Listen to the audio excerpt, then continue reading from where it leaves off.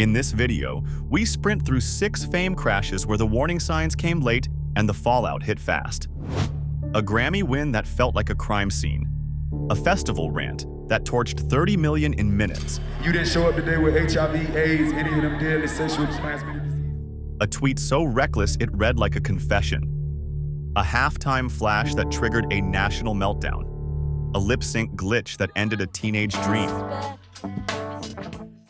And a viral dance star who walked into court and didn't walk back out.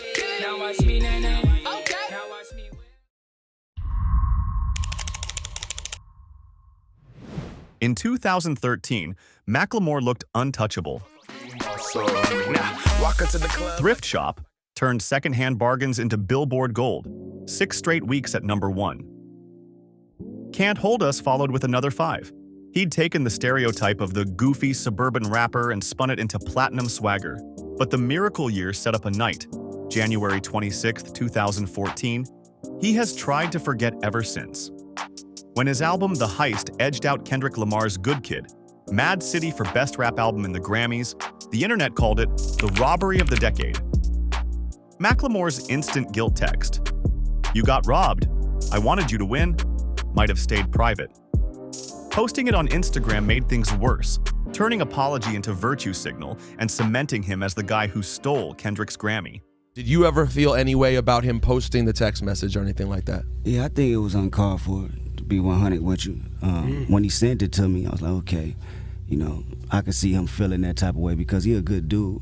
But I think for confirmation from the world, you know, he probably felt like he had to put it out there, which he didn't need to do. He didn't need to do, but I don't take nothing away from him anyway because I know where his heart is at, he cool. The backlash didn't end his charts overnight, yet it hollowed out the radio buzz that made him a crossover phenomenon. By the time This Unruly Mess I've Made arrived in 2016, first-week sales were barely a quarter of his debut. The partnership with producer Ryan Lewis dissolved. He has worked steadily since, but the mainstream never fully opened its doors again. Macklemore calls that Grammy, the heaviest trophy he owned, proof that winning wrong can still feel like losing, but at least he apologized. Banana seat, a canopy on 2 wheels, 800 cash, that's a hell of a deal, I'm headed downtown.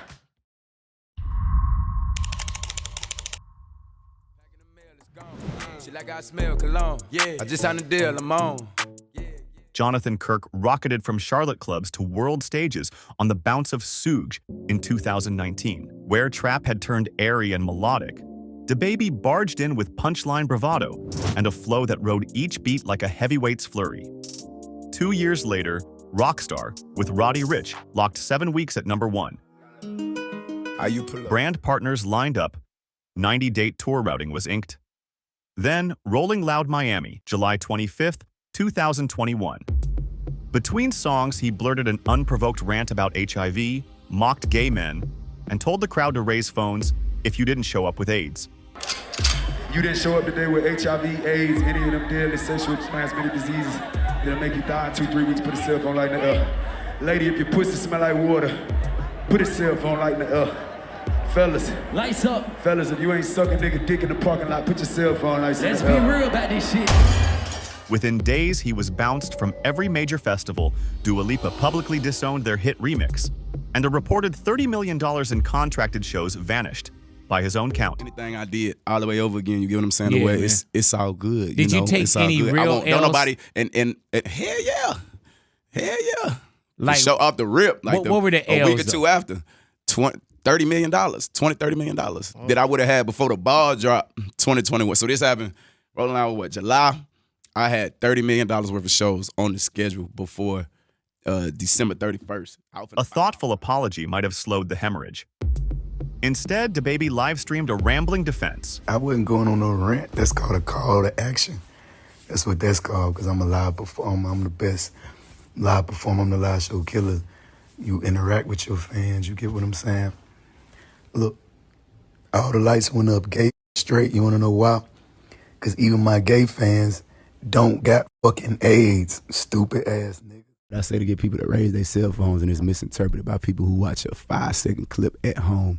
You're not supposed to understand what's going on. You couldn't raise your cell phone if you wanted to, so you ain't supposed to be able to digest a clip, you know what I'm saying? A clip that been altered and and short and with a narrative to go along with it, with enough people driving it. DaBaby kept saying, "I'm sorry for being me," but still the ticket sales cratered so badly that some venues ran buy one, get one promotions. European arena dates for 2024 were quietly scrapped. Now he's banking on a hometown reset. The microphone that built his empire became the megaphone that blew it apart.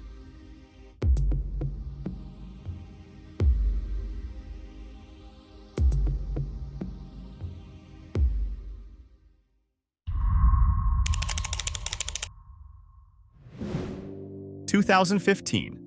Ricky Hawk is 17, fresh out of high school, and the planet is whipping and nay-naying. Watch Me peaks at number 3, racks up 1.9 billion YouTube views, and cements a formula later perfected on TikTok. One hook, one dance, infinite loops. But his album arrives 3 years late, buzzless. Arrests in 2020 for domestic violence, hatchet attack in a stranger's house, and reckless driving at 143 miles per hour. Hint at unraveling mental health. In January 21, 2021, his 34-year-old cousin Frederick Rooks is shot 8 times on a suburban Atlanta street.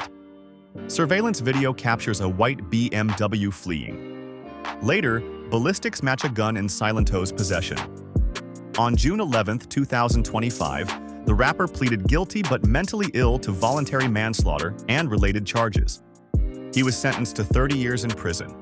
The doctors revealed prior suicide attempts and a diagnosis of depression. No label statement, no farewell post, just another lost life and a second life cut short. Silento's legacy now stands as a cautionary tale that virality can grant overnight access to fame, but zero protection against inner storms.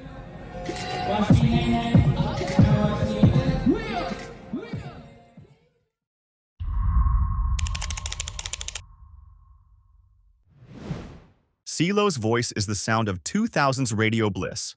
Gnarls Barkley's Crazy. Baby, I'm crazy. Solo anthem, Forget You. Even a rotating coach seat on The Voice. By 2013, he was pop's lovable eccentric. Then came an LA dinner, an ecstasy charge. He pled no contest to drugging. Sexual assault count dropped for lack of evidence. And silence, until his own fingers finished the job. If someone is passed out, they're not even with you consciously, he tweeted, with implies consent. The internet recoiled. Corporate gigs, TV deals, residencies evaporated overnight. CeeLo deleted Twitter, apologized on Facebook, and disappeared from prime time for nearly a decade. He's tiptoeing back. Goody Mob announced a 2025 farewell run, and Atlanta's AIDS Walk Festival named him headliner for September. Yet every press release still includes that Twitter quote, proof that 140 characters can outlive even the catchiest hook.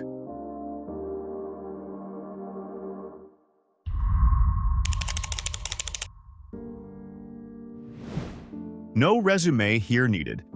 10 number ones, 100 million records, the Jackson name. And on February 1st, 2004, the Super Bowl put all of it on trial. Janet accepted a halftime slot padded with guest stars, Timberlake, Diddy, Nelly, instead of a solo showcase deserving of her catalog. During the finale, Justin Timberlake tugged at her leather corset to reveal a red lace panel. Instead, the entire cup tore away, flashing a star-covered nipple to 90 million viewers. Stop-frame footage showed Janet's shock, but pundits screamed planned indecency. CBS ate a $550,000 FCC fine. Viacom banned her videos. Lawsuits piled up claiming emotional distress. Timberlake skated on an apology. Janet's next albums charted respectably, but blacklisting kept her off many playlists for years. Only in hindsight does the punishment seem absurd, a cultural panic that punished a black woman for an accident a white male colleague caused. 2 decades later, vindication feels tangible. Her Together Again world tour grossed 9 figures. The Velvet Rope got a deluxe 25th anniversary drop, and she begins a Vegas residency in early 2025 at Resorts World Theater. The malfunction didn't break her legend, yet it stole prime years and remains a textbook on how outrage can override intent. Dee-dee-da-dee-da, dee-dee-da-dee-da, dee-dee-da-dee-da.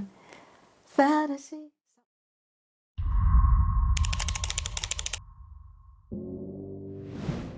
In 2004, Ashlee was living every teen dream. MTV reality series, brown-haired Auntie Jessica brand, and a debut LP autobiography selling 5 million worldwide. October 23rd should have sealed it.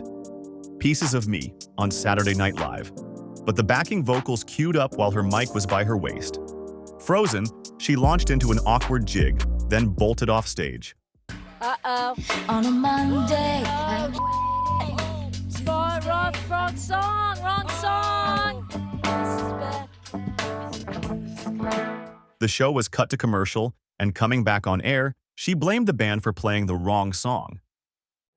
Live TV. Exactly. I feel so bad my band started playing the wrong song, and I didn't know what to do, so I thought I'd do a hoedown. I'm sorry. The lie spread faster than the clip, turning a momentary miscue into a character flaw.